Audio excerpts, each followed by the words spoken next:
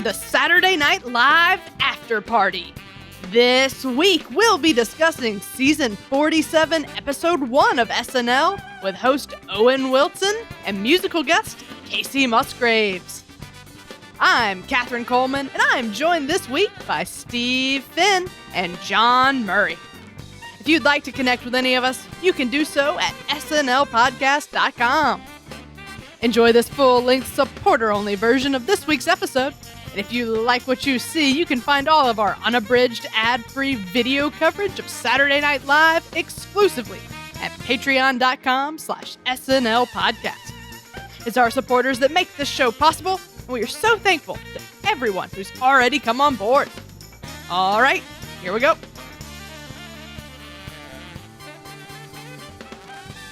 Welcome, everybody. SNL Season 47 underway. I'm so excited to be back.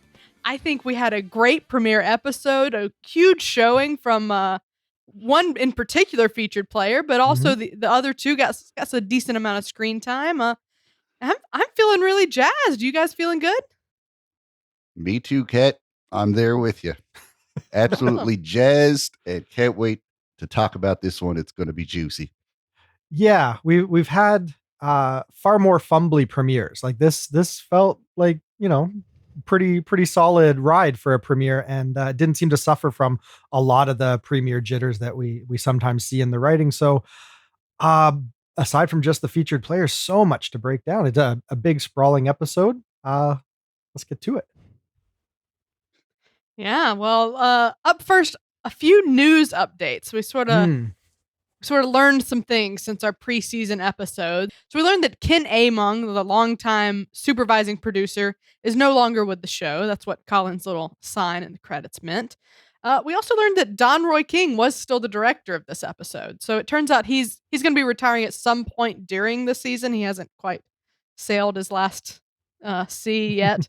But I believe that Liz is sort of shadowing him or observing him in some capacity before diving in. So that'll be interesting to see how that handoff sort of slowly goes. You know, if her name starts popping up in the credits sporadically, definitely interesting there. But the big update is the writer's room. So in our preseason coverage, they hadn't yet, when we recorded it, they hadn't yet announced it. And then very shortly thereafter, they said, we hired 10 new writers, which is a huge number of new writers. I'd say usually it's between like 1 and 3. I feel like this is pretty big. So another update is that Allison Gates has been promoted to writing supervisor. I think this is like her 3rd season, so that's huge. She's definitely made a name for herself and like honed a very specific voice and clearly made an impact at the show. So big congrats to Allison.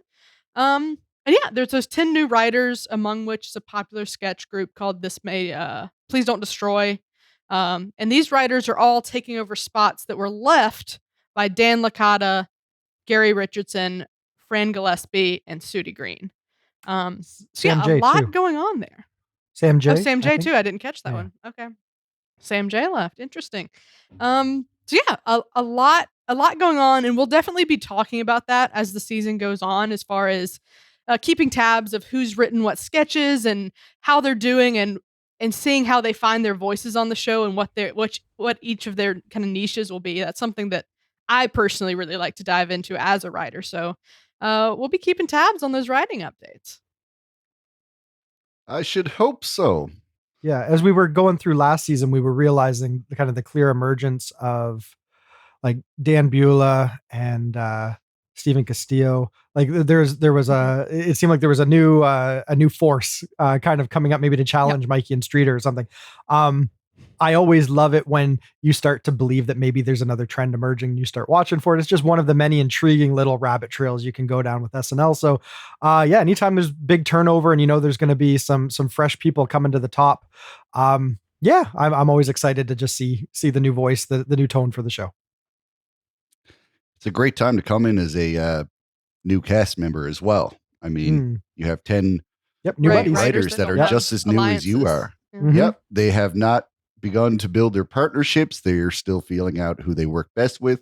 There's just a lot of availability for people to work together and make a splash. And from what we see in this first episode, I mean, a splash was made for some of the new people. All right. Well, let's get into the show. You ready? Let's do it. Absolutely. All right. For the cold open, James Austin Johnson's Biden unsuccessfully attempts to unite the Democratic Party on the infrastructure bill. Steve, how'd you feel about this cold open? Expectations subverted. They were over here, and this is what happened somewhere over here. Made me think about, Jay Farrow and the process they went through to bring him on as Obama. They hired him and had him on for a couple of years before they made that switch. And it was a big thing with the baton passing from Fred Armisen.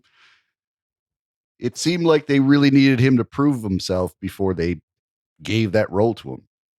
And now, cut to present day, we have a brand new guy, very first episode, making headlines by taking on the role of the president on his very first episode, the very first seconds of the show.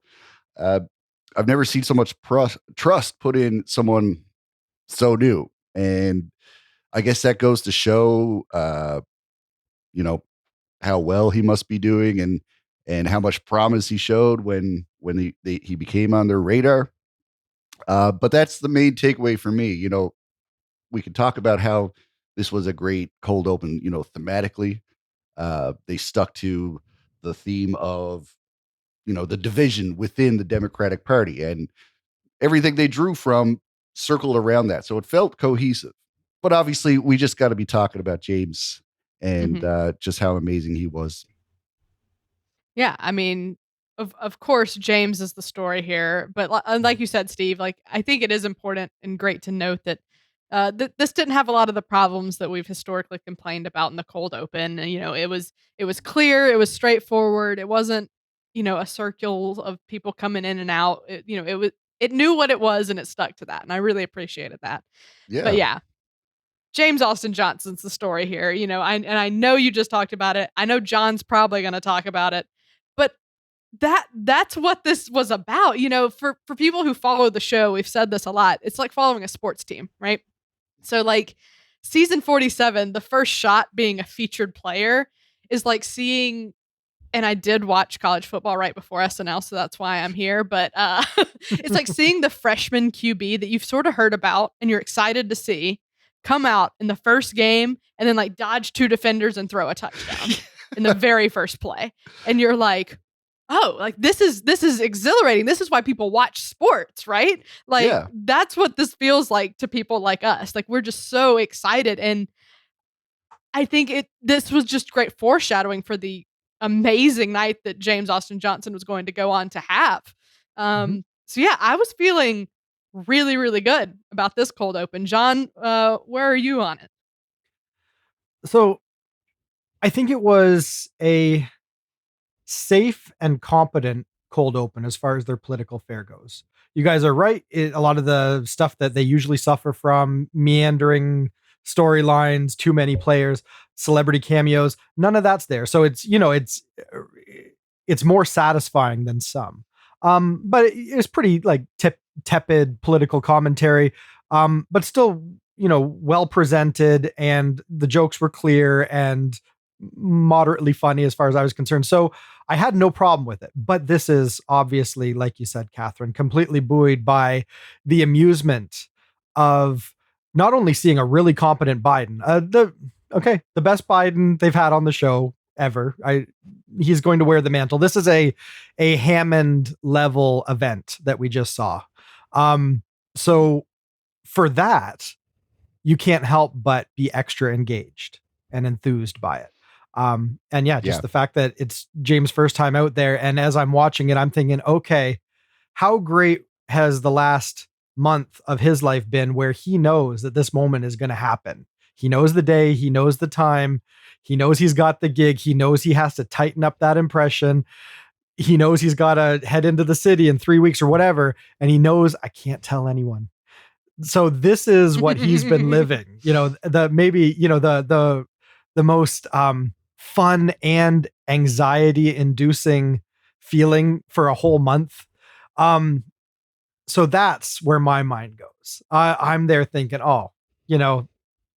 nobody in New York is having a better night than that guy right there. And he totally nailed it. And the few times where maybe he flubbed a line just made it more Biden-esque. So like, this is the impression that you can't lose with. Like he could totally stumble through an entire sketch and never hit a mark or a cue. And you'd still think that it was the most spot on Biden you ever saw. So I think he slipped right in the role. I think it was a huge win for him. And overall, it was pretty standard fare for a political cold open. And also just a quick shout out to how they decided to portray Joe Manchin. So like like the joke about water, like, I don't like the taste. I just think that was really funny. Mm-hmm. But yeah, that's the cold open. Let's keep going. In the monologue, Owen Wilson encourages us to just close our eyes and dream while he does, I don't know, maybe a great show. And yeah, John, how are you landing on the monologue? Well, he came out with all the energy of a golden retriever sleeping by a campfire. What was it? What was the line? The fireplace. By a fireplace. By a fireplace. Yeah. So he didn't rope me in right from the get-go. Like I feel like there was a lot of sort of very easy, simple pandering material. Like, yeah, there's my brothers and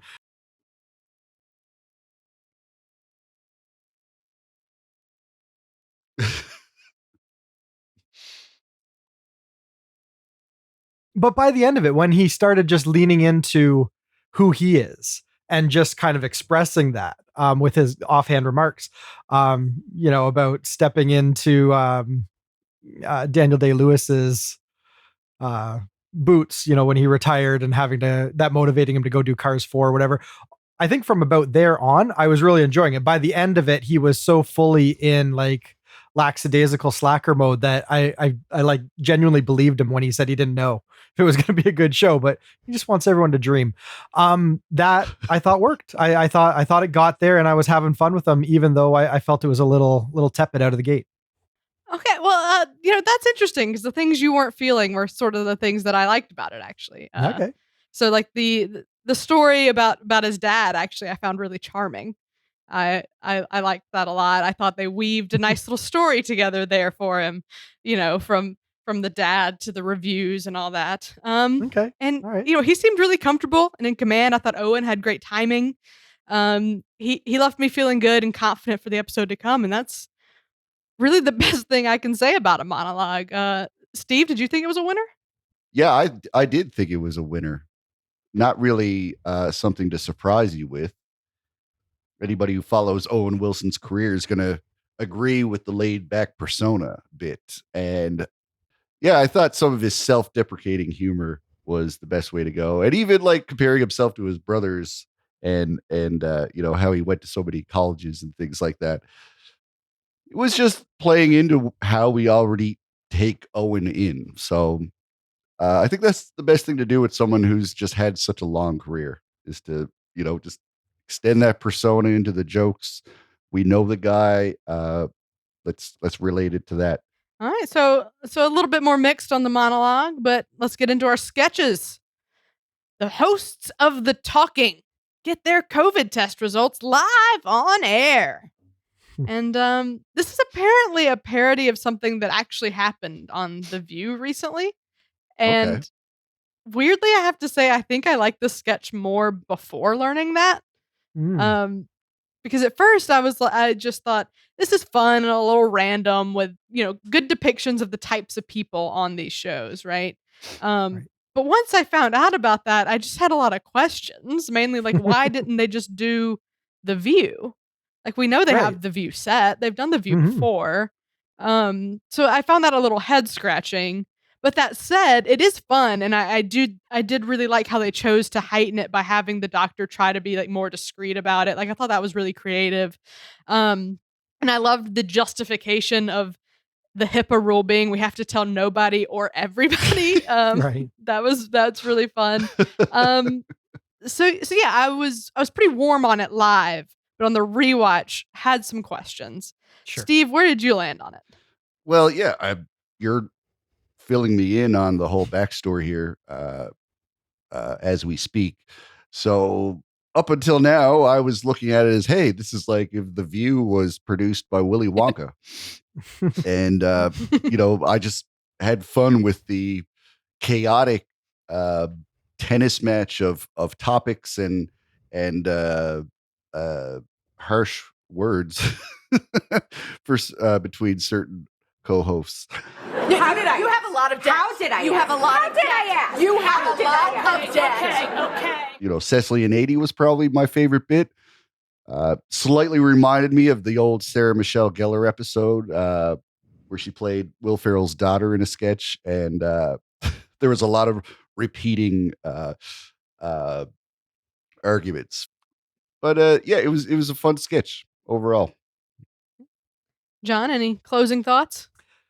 I don't have anything brilliant to say. I had seen the View clip where they take the two of them off live on air, and that raises a lot of questions in and of itself. So I can see that being a good starting point for the sketch. The sketch obviously goes in its own direction. I don't know why they didn't do the View either. So I think there were good jokes here, but I don't think this was an exceptional opener. Like, I had fun with it, but I don't know. It just didn't seem potent enough for what I would have wanted from an opener, or it just, I don't know. It didn't leave me fully satisfied, but I did enjoy the idea of them goofing on how utterly unnecessary it would ever be to, pull people live off air over a COVID test that obviously that's ridiculous in reality. So where do you go from there? And so, for the doctor to be even more invasive and all the rest of it. There's something like you're already there. all exposed to each other at this point. So exactly right. So there's something there, and it's great that they went for it. I don't know. I would have liked to see it go even further, or just there was, like I said, there's something unsatisfying about it. But what they did was still fun and amusing. So I don't know, moderate thumbs up, I guess, for me. Yeah, I mean, I one thing worth noting for me is, like I said, when I watched it live, I was really having more fun with it than I've let on. Right. So as far as the show roller coaster, I'm still feeling pretty good going into our next sketch. That's quick question though. HPV keeps you from being on TV, but what about YouTube? No, it's totally fine. Yeah. No standards on YouTube. Okay. Then we can Even keep we going. can be there. Perfect. All right. Up next. All right. Well, now streaming on Paramount Plus, Star Trek Ego Quest, the story of Bezos in space, with a cameo from Luke Wilson. Steve, I take it you're enjoying this one. Tell us about it. Yeah, I was. I just decided to take in the purple mood lighting that we have all come to recognize. Mm-hmm. But I did enjoy it, and this was a perfect upping of what is already the story. That these billionaires who became all the more richer within a pandemic are now taking these victory laps in space to rub it in our faces. I mean, that's what it is. So, yeah, this sketch where they're doing that, going on joy rides and treating it like, people in a fraternity or something, it's just that extra bit of salt in the wound that this already feels like. Just the real story feels like this. So it's a perfect direction to go. And it's always fun to see these impressions. I still prefer Catherine's Elon Musk over Mikey's. Mikey's felt a little bit still. That's the stillest I've ever seen Elon. Catherine, you got all the mannerisms and movements down. And when I was watching Mikey, that's all I could think about is he's like, you're standing a little too still for Elon Musk. One more thing. I really enjoyed the visuals because they were done very rushed. And I think they kept some of that cheap looking charm of the old Star Trek series. Yeah, this was fun. I guess my biggest take home on it was I get that they want to comment on all the things that happened over the summer, right? And I don't fault them for that. It can be really fertile territory, and it's what they do, right? Like, for instance, Cuomo in the cold open, even though he was completely unnecessary, it didn't bother me because I was like, yeah, I mean, that was the thing that happened. We're going to address it. That's fine. But this one, for some reason, just feels a little too late for me in some ways. Like, I've seen a handful of sketches about it already. So I didn't think this was a high point of the night. But that said, I thought it was really well produced. And I thought the take of using Star Trek specifically to take on Bezos in space was a really fun spin on it. And they found creative ways to bring in all those details, like having Branson and Musk actually in space to talk to him.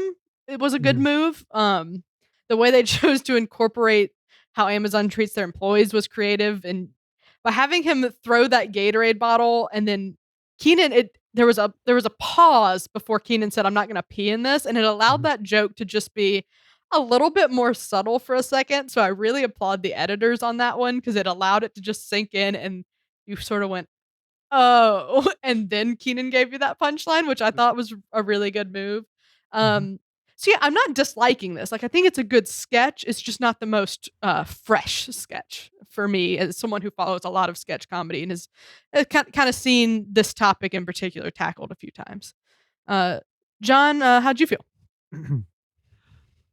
Well, I think if you don't have the baggage of already seeing this commented on in sketch form, it probably feels a little more fresh. I didn't feel that they're overused their sci-fi goofs or something, and I mean, all of SNL's audience is not me. So. Right.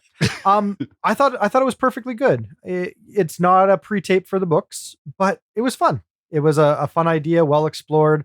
Bring in Richard Branson, clever. They packed in, I think, everything I'd want them to say about this topic as a Star Trek spoof. Like, at the end of it, I wasn't thinking, oh, okay, that just kind of failed to launch, or like they should have gone elsewhere. I felt like that was the appropriate ride. So I feel it just kind of, all rounded itself out well. And the ground that they covered was perfect for that kind of material. Yeah.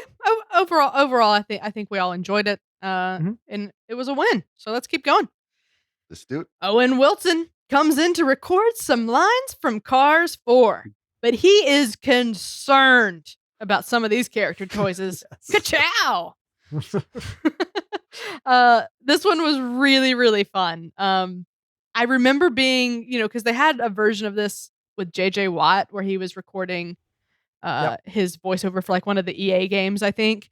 And I remember being a little bit more lukewarm on that one, but this one had so much more energy and was just paced really well. I can't tell you enough how much I loved it. The game's so clear. I love how all of those character choices for the car Lightning McQueen just kept compounding on each other. So he's a predator, then he's accusing the judge of a witch hunt, now he's using the R word. Like, those were just really great moves. And yeah, I had a really good time. And another standout moment from James Austin Johnson with Larry the Cable Guy. John, were you feeling this one as much as I was? Yeah, I think you basically said everything I wanted to hit on. So I'll just throw another attaboy towards James Austin. Is that how are we gonna do this? Is he James? Is he James Austin? Is he Jadge? What are we doing? Does the Austin go with Johnson or does the Austin go with James? Couldn't tell you. So, anyways, James. He goes by Jimmy. This is the second big, like, front and center, he steals the scene moment for him, and we're not even to update. And I'm feeling really good about my boy James right now. I think he's having a good night.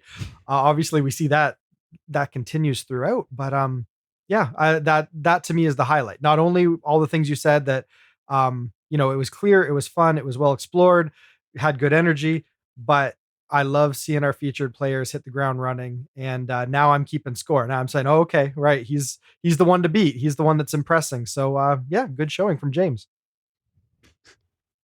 For sure. Steve, similar thoughts? Yeah, absolutely. Something I wanted to just work out in my own mind.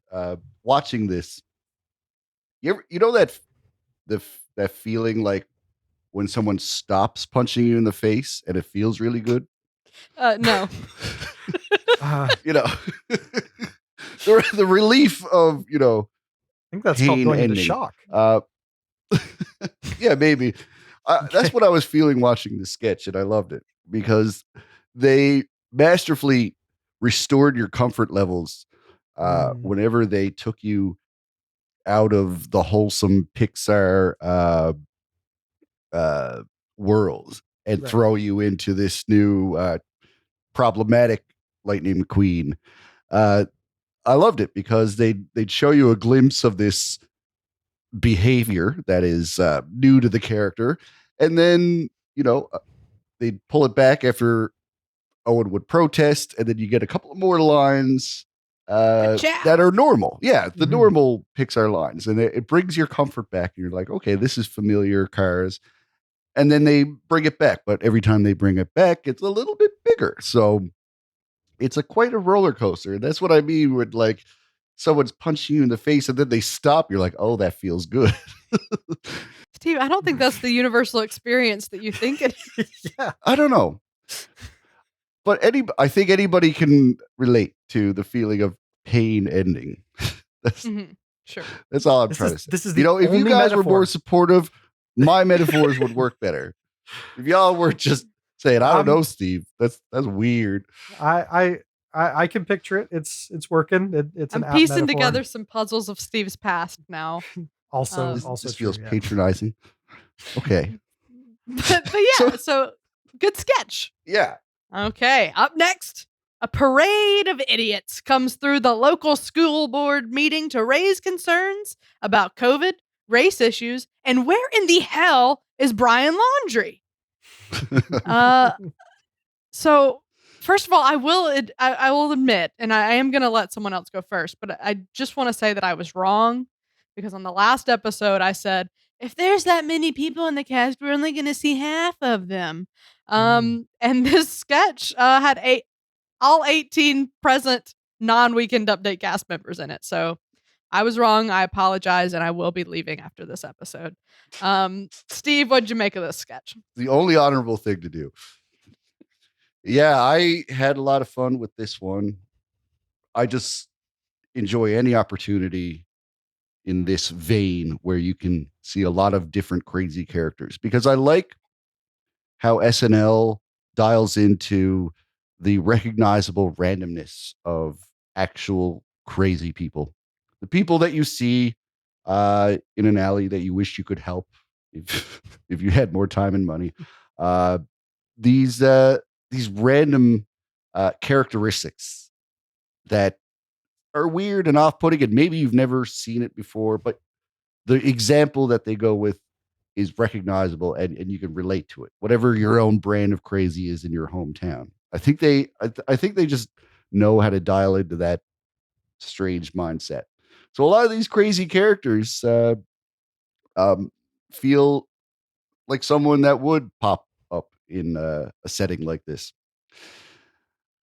Now, this sketch, I enjoy it on the same level as a lot of those city hall beatings in Parks and Rec. If you ever watched that show, right? Really, really similar to that. Sure. I like this one a lot. I think it's a really fun premise because we know that only crazy people actually go to school board meetings, right? Right. And I even used to be a teacher. I never show up to that. But I really respect the writers continue to, as this goes on, continue to find unique things for each character to be on about, while being grounded in the sense that like this is accurate things that these types of people will spew out. So I found that really funny. And to me, the two standout characters were Heidi and Ego's characters. So Heidi was upset about critical race theory despite not knowing what it is. And that felt very accurate to my Alabama upbringing. And Ego was just excellent as the voice of reason in this. Alex did great too, but Ego really, really stood out to me. So yeah, I had fun with this one. John, any last thoughts? I just wonder if it was intentional. This is the premiere. We've got some new cast members. In the same way that SNL sometimes gets a little sentimental and does sort of like a send-off sketch at the end of a season that's like a full cast sketch, and they all, get their 15 seconds. I wonder if maybe this was intentionally thrown in so that no matter where you rank in the cast, kind of everybody just gets their moment. I wonder. So if that was the case, then I think that's fun and appropriate for premiere. Otherwise, even though some of the crazy on display is, I'm sure there's some truth there. It's on point. There wasn't a whole lot here that I was getting excited about. And I think what's happening with me with this show is that everything is just kind of getting over, but there's nothing that's just like really wowed me and made me say, oh, wow, what a brilliant moment from SNL. And that might be a little bit too much to ask. But I feel like, so far in the show, we haven't had some high highs, and this continued that trend. And so for that coming out of it, again, I'm just starting to feel a little like I need a jolt in the arm. I need a bit more out of this episode. I don't know. Again, marginal win. Interesting. All right. So mixed reviews there. Fascinating. Let's move on to our musical performances. Kacey Musgraves performs Justified and Camera Roll. Steve, what do you think of Kacey? I have similar feelings as I did the last time she was on the show, which was the first time I had ever heard her. So, yeah, she is consistent. I'll give her that. She has a voice that sounds almost too good in a live setting. Like, she's pitch perfect, and every note, every syllable she sings is as if it was labored over for hours in the studio, and she can just produce that on stage with she makes it look easy. I know it's not with ease, but it certainly looks that way. And yeah, her songs are competent. They're poppy and recognizable, but not in such a way that it's been done before completely. Like it's still original, and I feel like I never heard those songs before. And one thing you'll notice when you listen to her sing, you can pick out every word. You don't need to look up lyric sheets. She's not a mumbler in any sense. She's one of the most clearest, most articulated singers I've ever heard, and it's almost off-putting how easy it is to just listen to the lyrics. Yeah, I'm a big Kacey Musgraves fan. Both of these sort of stripped down performances. Her last album, I think, had a little more pop to it than these two songs do. But this stripped down performance was very welcome for me. This is really up my alley. This is the kind of music I really like to listen to, sort of acoustic singer-songwritery stuff. Your girl loves a heartbreak song. That's why I'm a Swiftie. So yeah, Kacey, I think she got divorced in like the last year or so. So she seems to have gotten some good material here. Camera Roll in particular really spoke to me. Like I'm very familiar with that feeling that she is, speaking to there, of knowing like if I go to look at a picture from a certain time period, I'm going to scroll past some other things that I don't really want to see. It's going to make me feel sad, but also I don't want to delete them because then they're just gone. And it's a whole thing, and it sounds sort of silly, but it's something that like it's a very real feeling, and I related to it just instantly as she was singing about it. So I really loved it. That song really stood out to me as one that will definitely be in my rotation. What's the line? You don't heal in a straight line? Something that was one of them, yeah. Something along those lines? Yeah, like healing doesn't happen in a straight line. Yeah. It's very accurate. That's what my therapist says all the time. But yeah, John, I'm sensing maybe a different take from you. I wish it moved me the way it moved you. I'm listening to you explain how, this just totally affected you so deeply to your core. And yeah, I didn't get much from it that way. Like you said, Steve, I think she's got still a beautiful just wait voice. for Halsey, eh? Yes. Next week, right? She does have a beautiful voice, and everything about this super duper competent. Because I wasn't really caring too much about the lyrics and the story being told, the songs themselves are just a little boring. They're well crafted. They're sentimental, they're heartfelt, but if that's not what you're looking for, if you're looking for something with a bit more energy or just something to rouse me, this wasn't doing it. And again, back to my theme, I'm still waiting in this show for something to just really wow me. And unfortunately, Kacey Musgraves wasn't the act that was going to turn it around tonight. An Owen Wilson hosted episode, and you're waiting for a wow. I know. Oh wow! Yes. Did you ever think wow. that would happen? Wow. Well, interesting. I feel like John and I are on opposite roller coasters on this episode because I've been feeling pretty warm on everything, including Kacey, and I get it. If you weren't feeling the sketches going into that, like it's two kind of downer songs. So you're not gonna give you're not gonna give it the same joy that you would because you want a pop star in that moment. Exactly. When the sketches haven't roused you, you're like, let's get a rock show up here. Let's get Katy Perry up here. Let's get something that has some energy to it. So I understand that. But very That's interesting how we're all on different journeys, All right, let's get into Weekend Update. For their lead-in, Jost and Shay highlight the differences between this year and last. And then they discuss that ever-exciting infrastructure plan. John, did Weekend Update give you a win? I was glad to see that the guys were in top form. I thought they did really good with the material. It wasn't fumbly. It wasn't like you didn't feel any jitters for them. They both knew their roles. They were back. Shay's looking a little pudgy, but that's okay. We all have our COVID-15 or whatever. He said his suit jacket about it. Fit.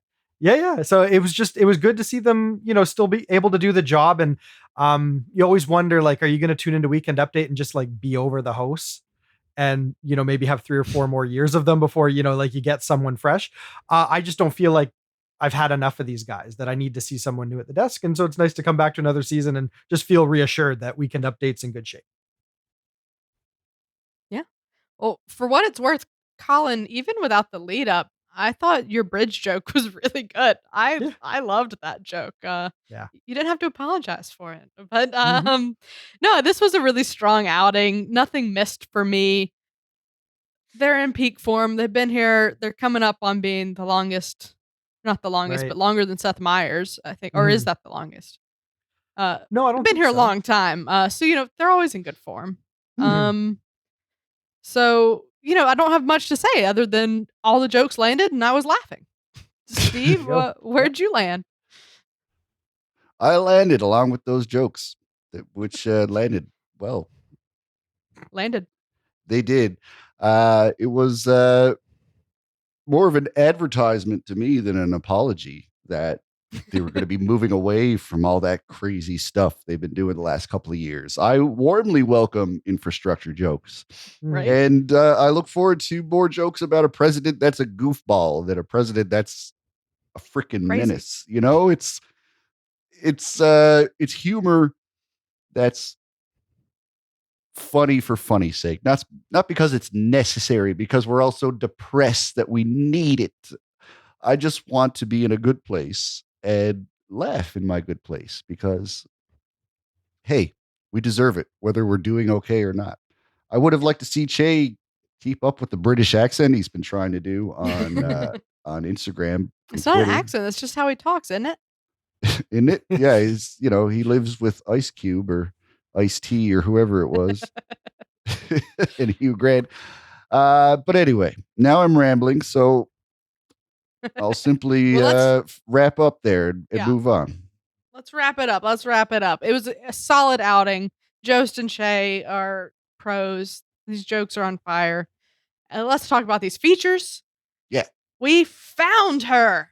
A woman who has been missing for 10 years turns up on Update to tell us everything wrong with how they handled her case. And I loved it. So Ego was incredible. She's such a star. She's just so good at everything. I think this is such a great premise, and heightening it with all the different ways that her case was handled differently than the white woman's case were great. So like first it's the picture, then it's the poster, then it's the newspaper. That was creative. I really liked that. And I mean, also it's obviously a little bit sad. But this felt just really sharp and performed excellently. Steve, were you impressed with this outing? 100%. Absolutely. First of all, I love the whole premise and how impossible it is. Like, how do you book a missing woman as your guest on a show? Like, what do you call her up? And can you come out of hiding? Yeah, it's just like something that could never happen. And that's the beauty of sketch comedy, is that you just buy this stuff. Ego was amazing because she's outlining something that is actually what people of color have to deal with. People who are as privileged as the three of us uh, might think that racism is someone screaming the N-word in your face, but it's so much more systemic than that. It's, uh, how media chooses to cover things. And because it's so subtle, people are able to deny it. And what she's doing here is taking something very real, only the headlines are changed to just be a little bit more ridiculous, like family cool with it. She probably are, all that stuff. Obviously you don't read that in the paper, but the point she's making is very real. So I really like this as a comedic backdoor to a real issue and get people thinking about it in a way that's just not as obvious until a comedian puts an amazing spin on it like this. Sure. John, did you enjoy it? Yeah, very much. I wasn't thinking quite as much about the social import as Steve. I was just thinking about friend of the show Dave Buckman, who runs Sketchfest in Austin, Texas. Oh, Um, Dave, yes. I think like 4 years ago, right when Ego was just fresh on the show, he booked her to headline one of his festivals, and she did like a 45-minute one woman show.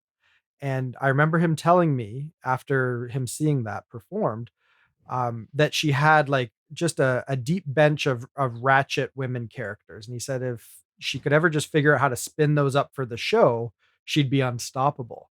And looking back now at last season, I think that's when the floodgates open. I think that's when she really had a good breakout at the desk and kind of found her voice or her gear for that. And then you had a couple other characters that she was able to debut. And here we are on the premiere. The show's She finally got that Disney mom character on. Exactly. The show has the confidence in her that's what makes it through on the premiere. So I think it just says a lot about her really finding her groove at the show, and hopefully that means we're set for another good season with Ego, and that's encouraging. So I really enjoyed it for that. For sure. There was also a little Easter egg where the missing photo of Ego looked to me like it was maybe a selfie she took when she was in costume for the Discover ad parody last season or the season before. Could be, yeah. Thought that was the fun. us. Yeah. Okay. Now her teeth were way too curved for that not to be photoshopped, right? Oh yeah. Please put my mind at ease. Okay. Yeah, that was definitely doctored. And I didn't notice. Yeah, look at the smile. Her teeth like literally go like the Joker. Okay. I'll have to take a closer look. Well, let's talk about fancy boy Pete Davidson, here to regale us with his tale of the Met Gala. John, how'd you feel about it? It was good.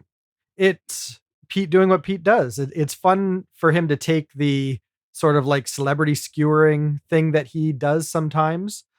So I call it like his David Spade impression, where they do a headshot of a celebrity and he like mocks them.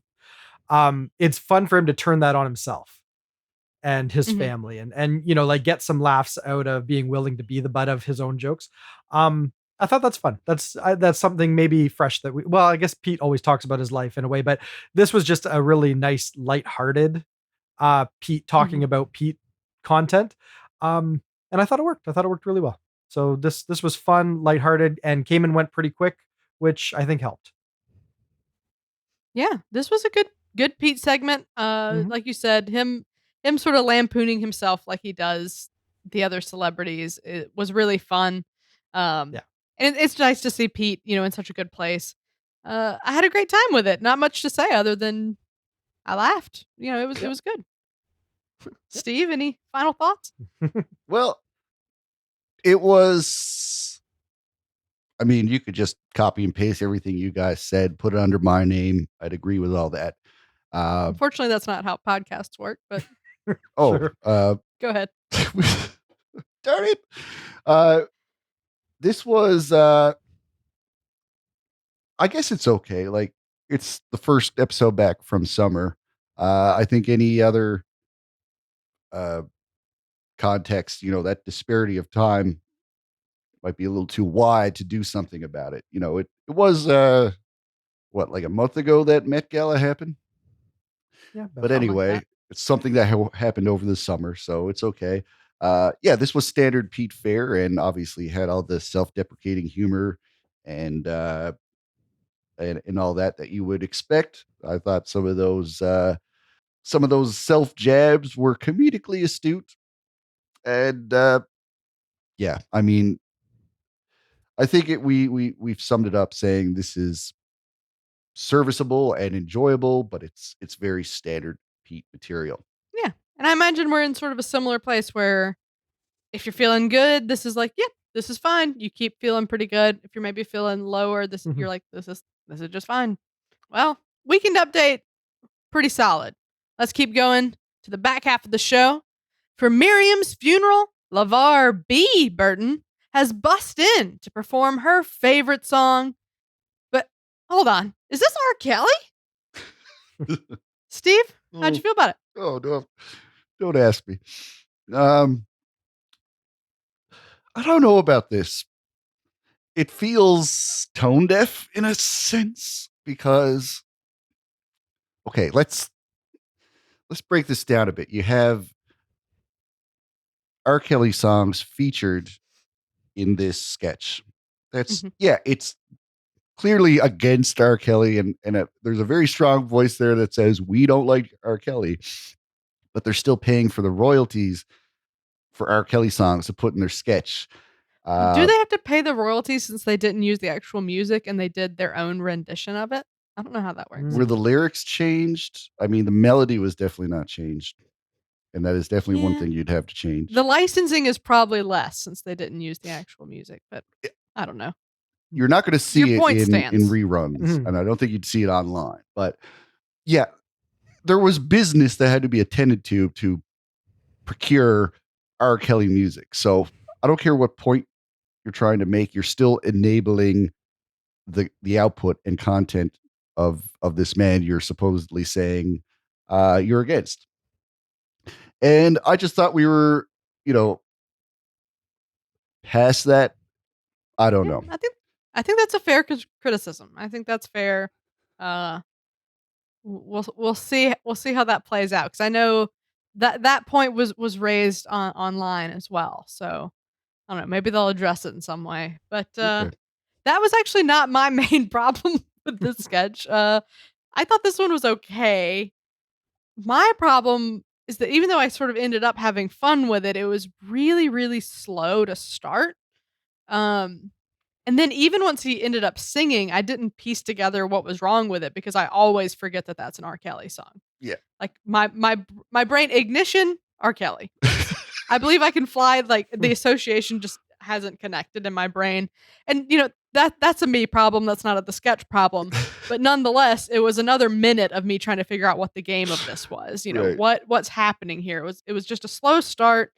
And once I was let in on it, I enjoyed it, especially the pictures, like Heidi, having Heidi with saluting Bill Cosby and hanging out with Kevin Spacey. I thought that was a really fun move. Like, I was really enjoying that. I just wish that we could have gotten into it faster and thus gone further with it. So that's my chief complaint.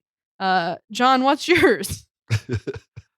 I don't think it was really all that even. I think your criticisms are fair. I did have fun with it though. But I think I can get a lot of mileage out of a sketch that plays upon people's discomfort in a scene. I always find that really fun. And so this immediately took me back to that Scarlett Johansson, Kenan Thompson funeral sketch where they're singing a bunch of like house hits. Right. Because the guy who died had like a secret life as a club performer. Those kind of, I don't know. I think I think hijinks at a funeral is just always a recipe for a win. Yeah, for a second I thought they were going to bring back the funeral DJs from the Harry Styles episode, and I was very, very excited about that. But obviously, that's not what it turned out to be. So, it is what it is. All right, well, moving right along. The NFL on Fox is running promotions for Crazy House, Fox's newest family comedy, premiering Thursday. Crazy House, home is where the cray-cray slay. John, how'd you feel about this one? Unqualified win. I really, really enjoyed this. I'll let you guys pick apart James Austin's next breakout performance. But suffice to say, I thought he did a great announcer character and really held the sketch up. But just kind of funny that the cry-ons are kind of the quizzical factor, the thing that's raising your eyebrow.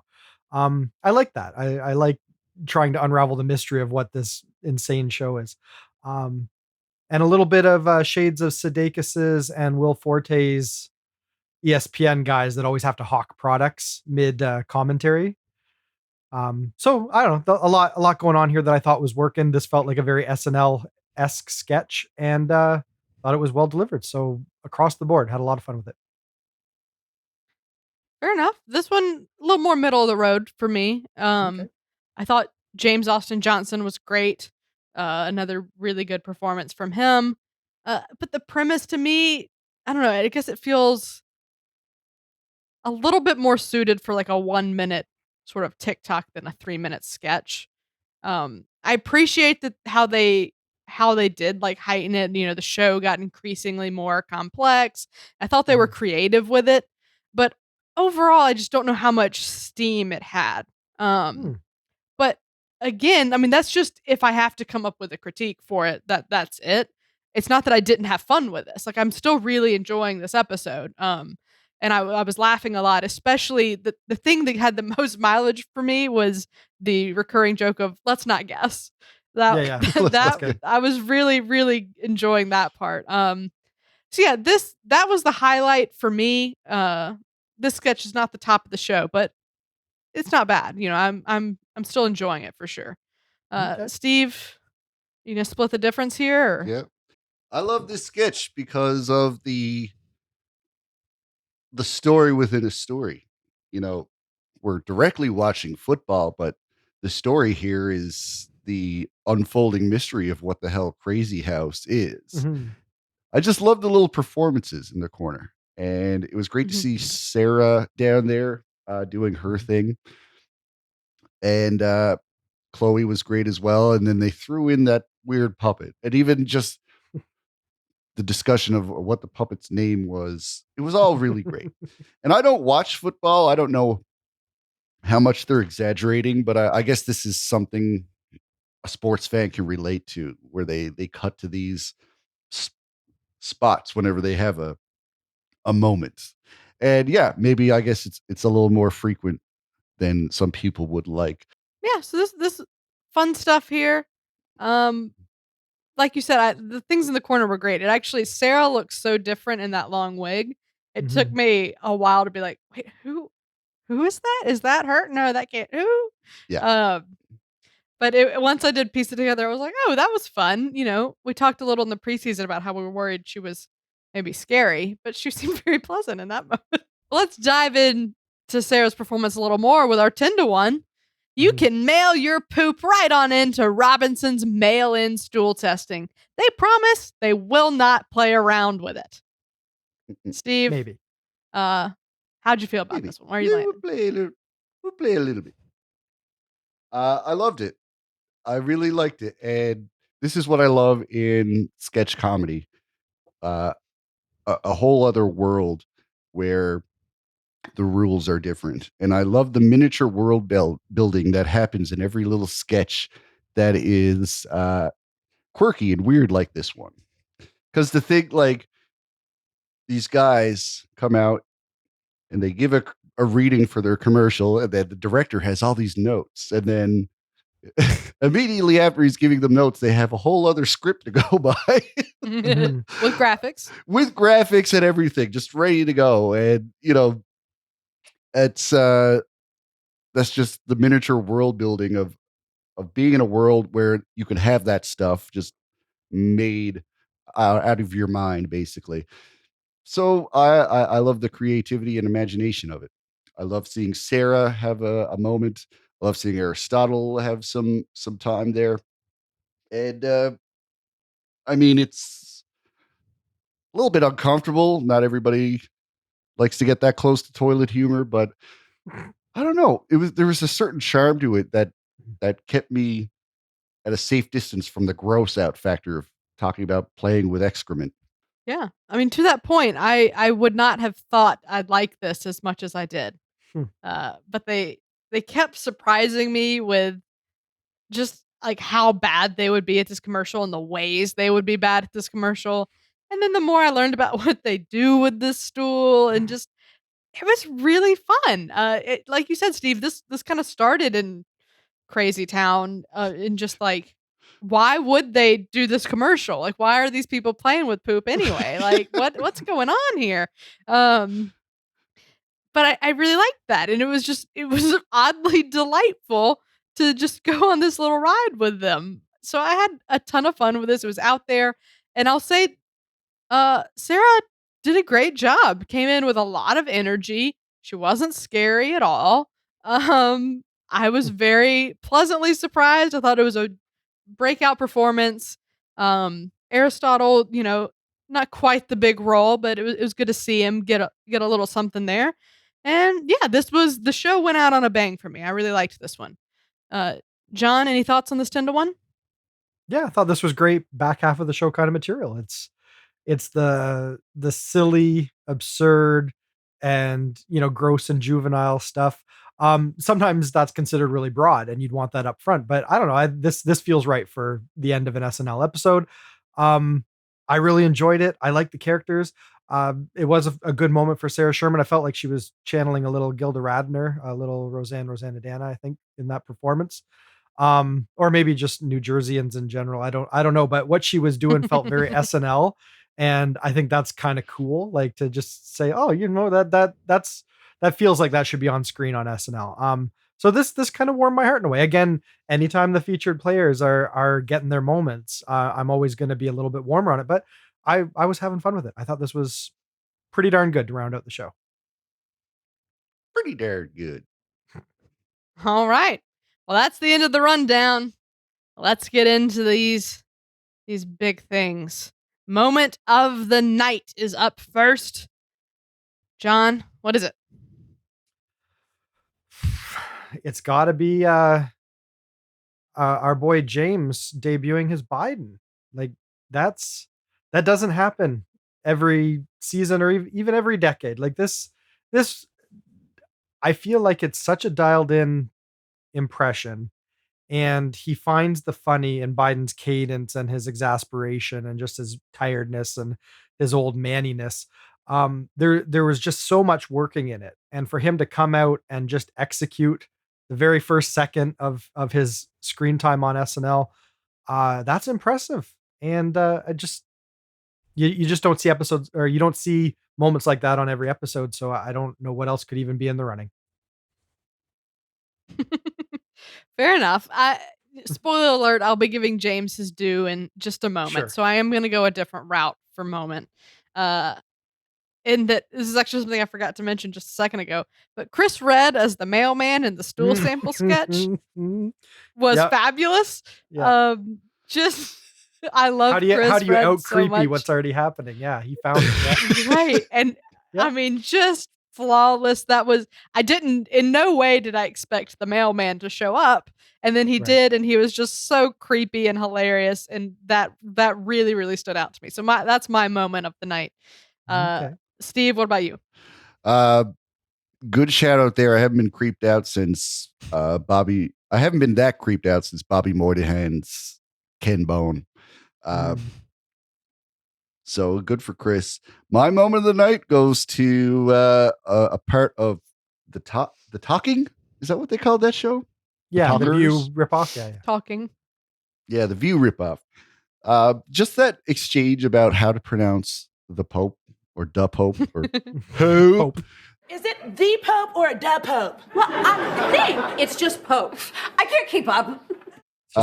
That delivery from Ego. If I had to pick one Pope delivery, it would be Ego's Pope doubling down on the just Pope, or however she pronounced it. Great, quick, blink and you'll miss it line that just made me miss a couple of seconds of that sketch because I was laughing so hard. Sure. A great moment. Yeah. All right. I like it when we all have different things. It makes it fun. Yeah. Let's talk about best sketch. John? Oh, you're coming back to me. All right. I thought I had another minute to sort this out.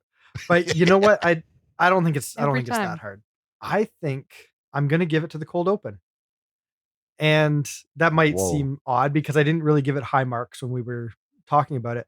But I think what it did really, really right, aside from that great impression and just great debut that really helps make it exciting for me personally, I feel like sort of what Steve said, where at least going into it, they understood what it was going to be and they stayed within sort of the confines of the original premise of him trying to pull together some unity within his party.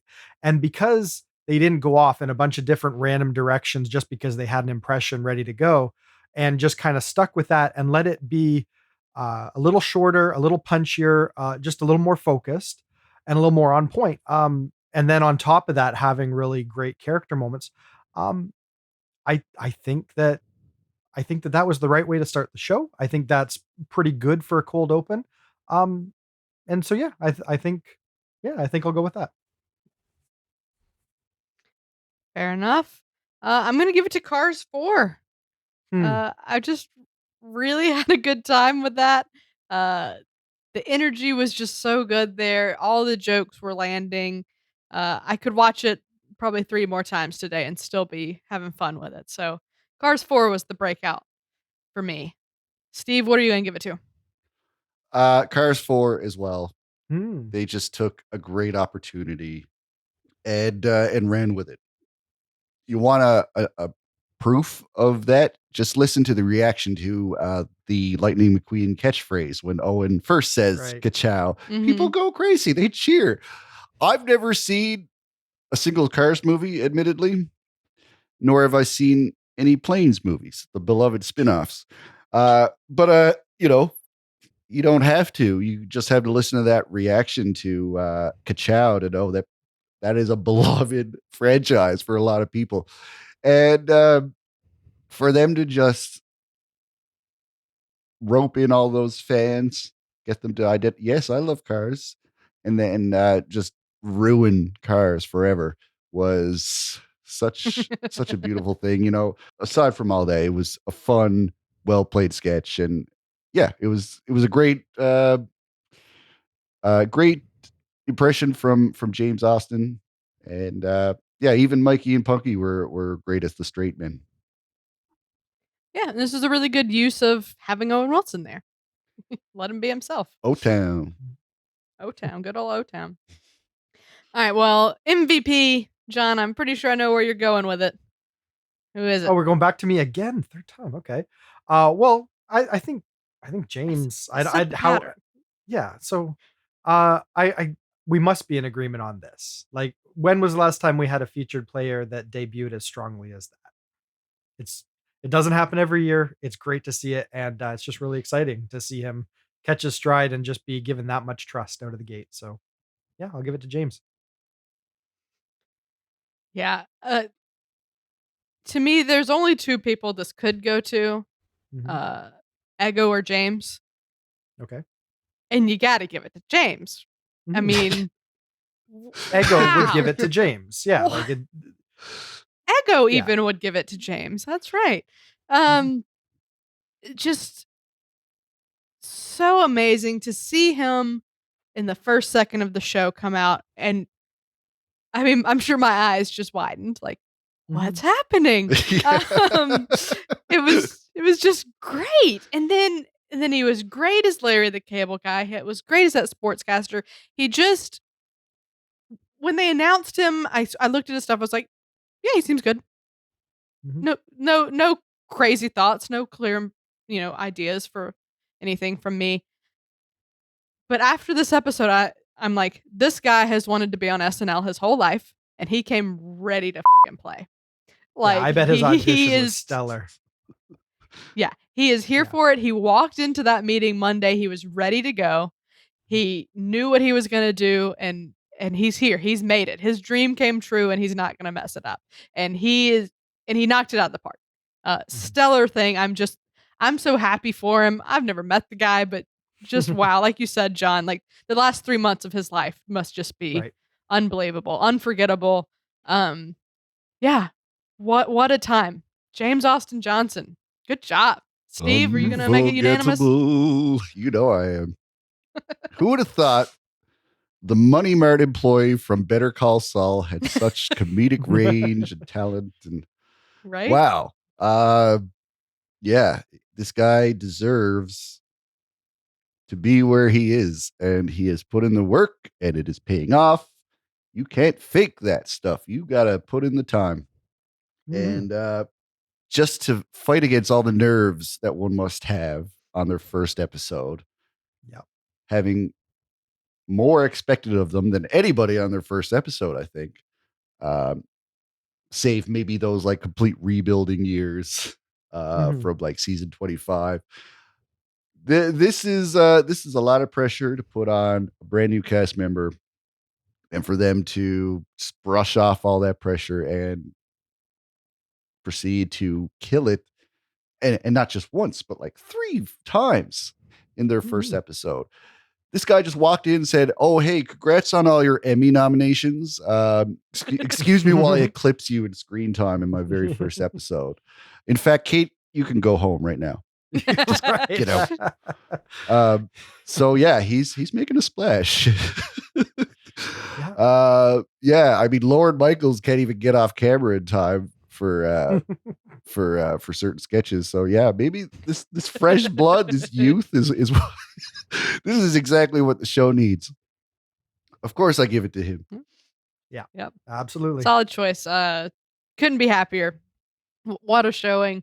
Can't wait to see what he brings the rest of the season, and the other 2 future players as well.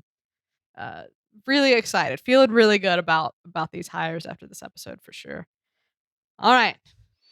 On a scale of classic, great, decent, weak, or train wreck, how would you rate this episode? Steve? What happened to your order? Actually, I was talking to my mother today, and we mostly talked about how good John's looking these days. But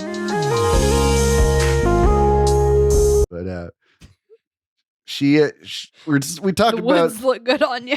Yeah, she asked me, it's like, when you do your podcast, are you going to give this one a railroad? And I was like, that's the train wreck, mother. But I thought that was adorable. That's so sweet. Are you going to give it a railroad? Perhaps a Reading railroad? But yeah, no, this is not a railroad episode. I would say this is a good great. And yeah, I'd say just a little bit of trading wheels, doing a little bit of a wobble. I think that's the best metaphor I can make to explain why I don't go all the way classic. Because yes, we got 10 new writers, we got 3 new cast members. You could see that fresh voice or hear that fresh voice in the show, but yeah, there's definitely some buffing to do with them. Yeah, I'm gonna go with great too. I thought a lot of really great stuff. There were a couple that I wasn't as warm on, but nothing that just didn't land for me. Everything was good. I think, should James Austin Johnson have the career that we all feel like he will have after this week, who could know? But if it does follow that trajectory, then time might declare this a classic. But as I stand right here, I don't think it's quite there, because there were just a few that, I don't know, weren't over the fence for me. But a really solid episode. I left, I watched it at a friend's house. I left feeling really good. I was like, I had fun with that. I'm really excited to talk about that one tomorrow because there's not really anything, I'm not gonna have to be down on a bunch of sketches or anything. I can just be excited about what I liked about them, which is what I love. So, solid great for me. John, I suspect you're gonna land in a different place. Not too far off, actually. This was a very even show. There was nothing bad in it per se. But for me, there was also nothing that ramped up in the great classic direction either, aside from James' really great showing and the introduction of a really good Biden impression. So I won't say it didn't have any great moments, but I just felt like it was super even, but very, very down the middle for me. There were very few times where I felt like I was seeing something very special or impressive. But when you factor in that this is a premiere episode and they're coming back off of a long hiatus and you've got new crew, a lot of writing turnover happening. There's a whole lot that could have very easily derailed this show, and the fact that it felt as even and competent as it did makes me think that it's easily decent, but bordering on great. For my money, I'm going to land on the side of decent, but I really think that this is a competent and a reassuring return to SNL. It makes me feel like we're in good hands. And if this is what we're getting out of a premiere, if we get the wind at our back and some of the writers catch their stride, I could see us having a few genuinely great episodes a season. And so that just makes me happy to see what's to come. All right. Well, a great premiere that we've discussed thoroughly, and that's a wrap.